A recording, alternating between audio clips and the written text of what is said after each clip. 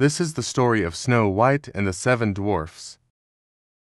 Once upon a time, there lived a lovely little princess named Snow White. Her vain and wicked stepmother, the queen, feared that one day Snow White's beauty would surpass her own. So she dressed the little princess in rags and forced her to work as a servant in the castle.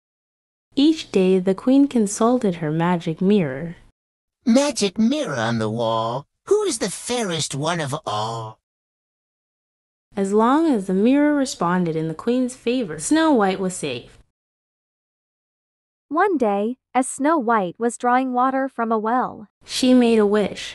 she wished that the one she loved would find her, and she dreamed about how nice he would be. As she gazed into the wishing well, she saw another face reflected in the water. It belonged to a handsome prince. Hello! Did I frighten you?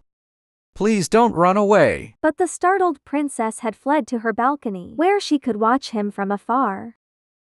At that moment, the queen was spying on Snow White and the prince. When she saw them together, she flew into a jealous rage and rushed to her magic mirror demanding an answer. Famed is thy beauty, majesty. But hold, a lovely maid I see.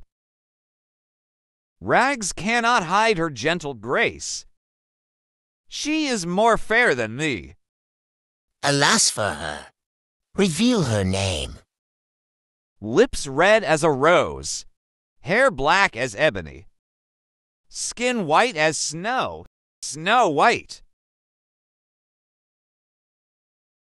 Furious, the queen sent for her huntsman. Take Snow White far into the forest. Find some secluded glade where she can pick wildflowers. And there, my faithful huntsman. You will kill her. But your majesty, the little princess. Silence! You know the penalty if you fail. Knowing that he dare not disobey the queen, the huntsman led Snow White into the forest. But when it came time for him to harm Snow White, he stopped and fell to his knees. I can't do it. Forgive me, your highness. Why? I don't understand. The queen is mad. She is jealous of you. She'll stop at nothing. Now quick, child, run! Run away. Hide in the woods anywhere and never come back.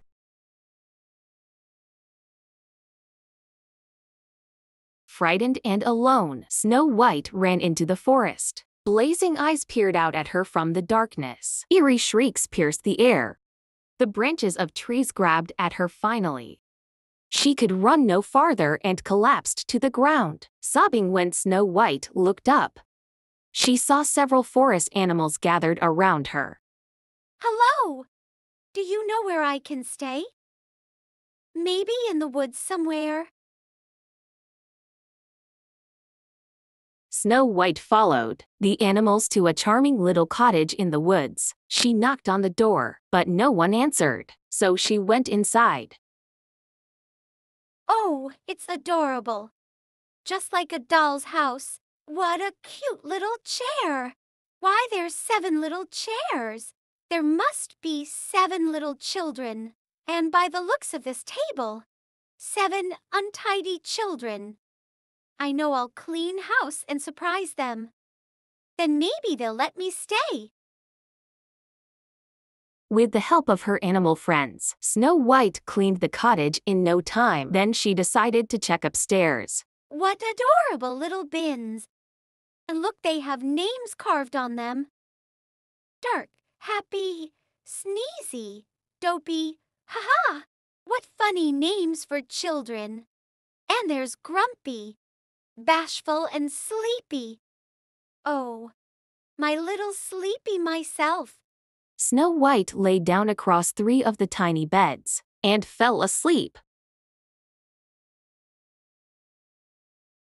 Just then, the owners of the cottage came marching home.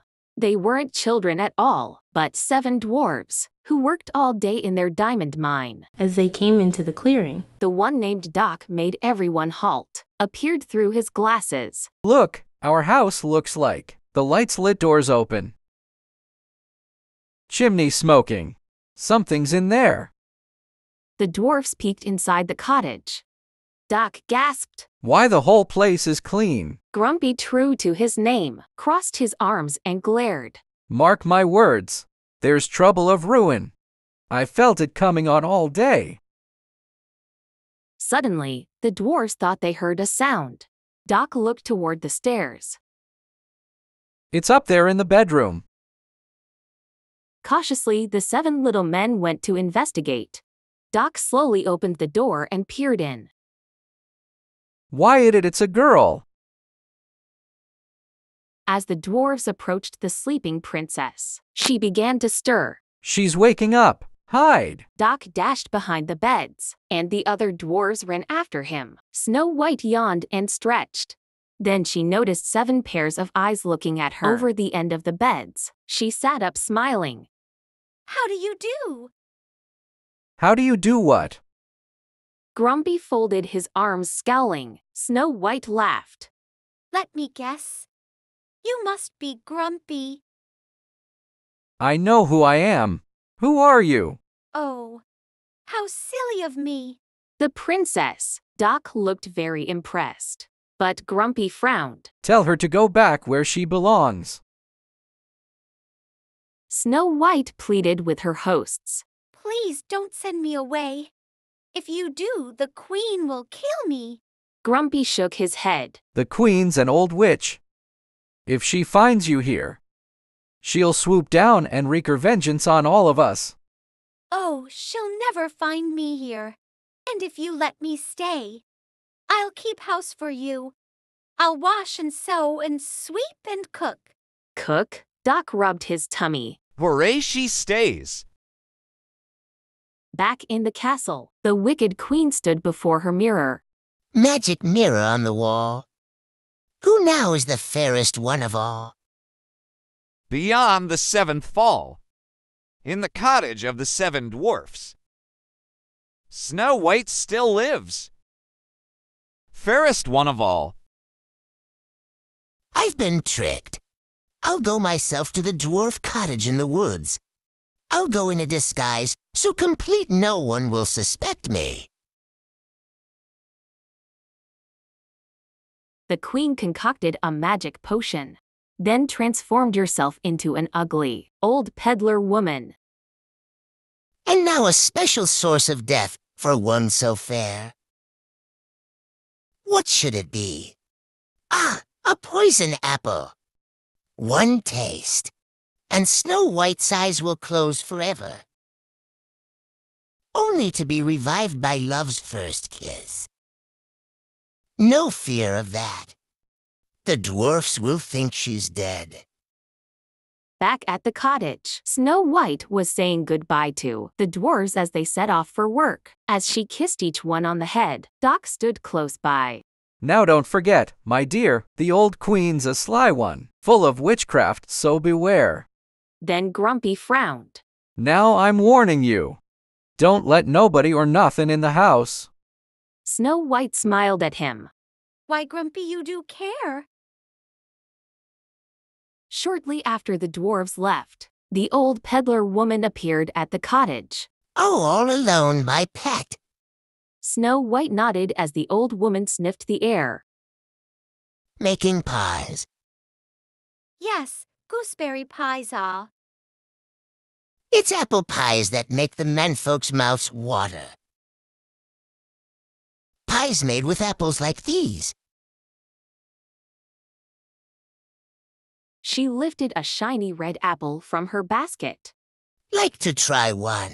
Dearie, go on. Have a bite. Sensing that Snow White was in danger, several birds swooped down on the woman, knocking the apple out of her hand. Snow White tried to shoot the birds away. Stop it, go away. Shame on me. Frightening a poor old lady. Oh, my heart. Oh, my poor heart. Take me into the house and let me rest. A drink of water, please. Unable to make Snow White understand, the birds and animals raced to alert the dwarves. At the mine, they pulled and tugged at the confused little men. Grumpy growled. What ails you, these crazy critters? They ain't actin' this way for nothing. Doc thought about it. Maybe it's the Queen. Grumpy galloped off on the back of a deer. Snow White's in danger. We've gotta save her. Meanwhile, the Queen picked up the poisoned apple. Because you've been so good to poor old Granny. I'll share a secret with you. This is no ordinary apple. It's a magic wishing apple. A wishing apple? Really? Yes. One bite and all your dreams will come true. The old woman grinned at the princess. Perhaps there's someone you love. Snow White remembered her prince. Well, there is someone I thought so. Old Granny knows a young girl's heart. Now make a wish and take a bite. Snow White did so. Oh, I feel strange. A moment later, she fell to the ground. A sudden storm began to rage as the dwarves reached the cottage, where they found the lifeless Snow White. Through the rain, Grumpy spotted the old hag disappearing into the forest. There she goes. Men, after her. The dwarves chased the queen up a steep cliff. You little fools. I'll crush your bones. She tried desperately to pry a boulder loose, to crush them. Suddenly, a bolt of lightning shattered the ledge, sending the wicked queen into the valley below. Though the evil queen was gone forever, the princess was still locked in her spell. So beautiful was she, even in death. The dwarves could not find it in their hearts to bury her. Doc brushed away a tear. Let's make her a coffin out of glass and gold. That way we can still see her and keep constant watch by her side. The prince heard of the beautiful maiden, who slept in the glass coffin. He rode to the cottage of the 7 dwarfs, and they took him to Snow White. Gently he kissed her. Then slowly her eyes began to open. The spell was broken. Love's first kiss had brought her back to life. Snow White's wish finally came true. She bid the 7 dwarfs goodbye as the handsome prince swept her into his arms. Soon wedding bells rang, echoing throughout the forest.